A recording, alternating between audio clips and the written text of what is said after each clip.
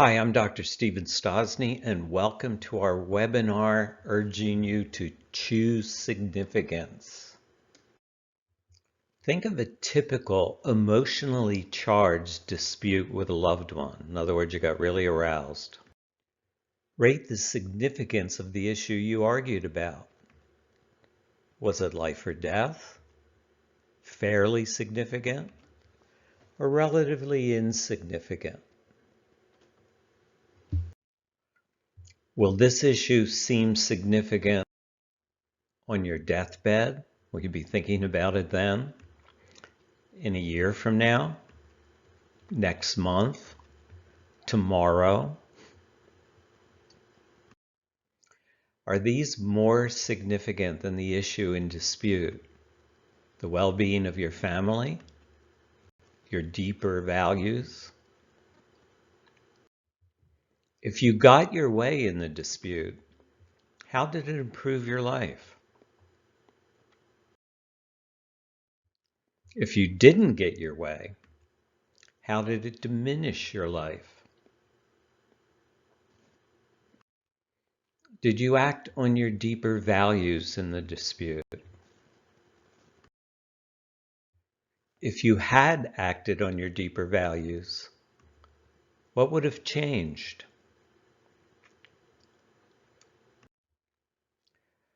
When things feel significant, they often are not. It's important that we understand significance. It goes beyond survival. Significant behaviors are things we do to add meaning to our lives. So breathing is not significant, although it's obviously important. But breathing a certain kind of mountain air might be significant. Impressions of significance rise from two sources: feelings and values. Feelings amplify, magnify, and vitalize thoughts, perceptions, and sensations.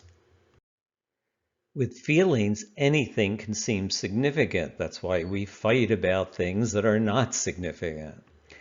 And without feelings, nothing seems to be significant. That's actually a paraphrase of Sylvan Tompkins, one of the early researchers on emotion. To value is to regard someone or something as worthy of your appreciation, time, effort, and sacrifice. When feelings and values go together, we function well. When they conflict, we don't. And the reason is feelings are your experience at the moment. Values are who you are in all moments. Feelings are reactive to the environment. Things like weather, time, noise, distractions, people. They're dependent on physical states: hunger, thirst, sleep, discomfort, illness. And they're transitory. They come and go in a few minutes, unless prolonged by interpreting or justifying them. In other words, biologically, they only last a few minutes, but psychologically, we can keep them going for long periods of time. Now, values are less reactive to the environment and to physical states. In other words, you're who you are no matter where you are or how you feel at the moment. And they're consistent over time.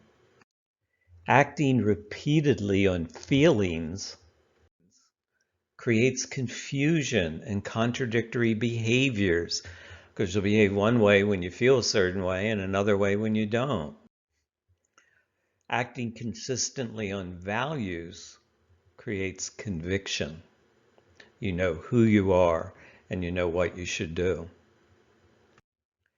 Motivated by feelings, we're likely to violate deeper values just because no one feels like being true to your deeper values all the time. It takes some effort. Acting on values changes feelings for the better.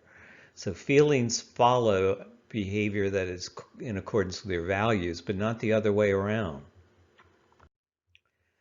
Now here's a little values test. When confused about what you should do, or when angry, because when you're angry, you're not confused, you think you're right, but it's usually not the right thing for you to do. So when confused about what you should do or when angry, ask the following about your choices. Will this behavior improve the situation or make it worse? Will it help loved ones or hurt them? Will it bring us closer or drive us apart? Is it consistent with my spiritual beliefs? Is it compassionate or kind? Will it make me like myself more or less? Will it give more significance to my life or less? Whenever the choice matters, choose significance.